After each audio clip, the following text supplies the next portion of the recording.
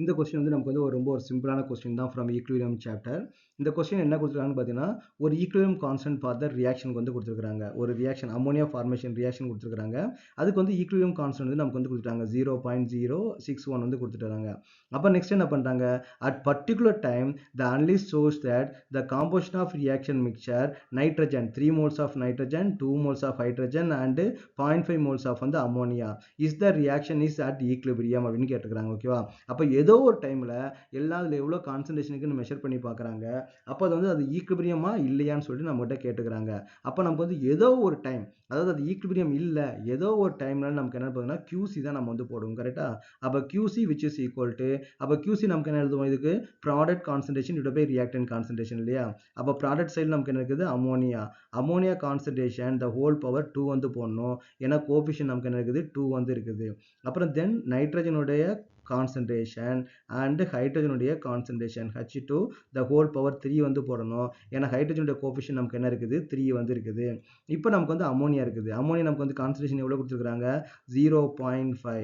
அப்போ 0.5 the whole power நமக்கு என்னது 2.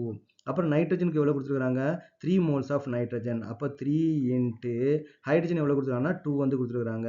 அப்போ 2 பவர் நம்ம என்ன பண்ணணும், 3 வந்து நம்ம ஆட் பண்ணணும். ஓகே, அப்போ 0.5 நம்ம ஸ்கொயர் பண்ணால் நமக்கு என்ன வரும், 0.25 வந்து நமக்கு வந்து வரும். டிவைடட் பை 3 இன்ட்டு நமக்கு என்னது 8. அப்போ 0.25 டிவைடட் பை நமக்கு என்ன வரும்னா 24. அப்போ which is equal to, what is the value of 0.25 divided by 24? அப்போ the value is 0.010 வந்து நமக்கு வந்து வருது. Is it correct? அப்போ நமக்கு QC வேல்யூ எவ்வளோ வருது, 0.010 வந்து வருது. ஆனால் நமக்கு வந்து KC வேல்யூ நமக்கு எவ்வளோ கொடுத்துருக்காங்க, 0.061. ஓகே, அப்போ இது வந்து லோயர் வேல்யூவாக தான் இருக்குது. அப்போ QC வந்து நமக்கு வந்து ஸ்மால் வேல்யூவாக இருக்குது, KC வந்து நமக்கு என்ன இருக்குது, ஹையர் வேல்யூவாக வந்து இருக்குது. அப்போ இன்னும் நமக்கு வந்து KC வந்து அட்டைன் பண்ணலை அப்படின்னா, அப்போ அந்த ரியாக்ஷன் நமக்கு என்னன்னு பார்த்தீங்கன்னா இன்னும் ஈக்குவல் வந்து அட்டைன் பண்ணலை, ஃபார்வர்ட் டைரக்ஷன் வந்து நமக்கு வந்து ரியாக்ஷன் வந்து நடந்துட்டு இருக்குதுன்னு அர்த்தம். ஓகேவா?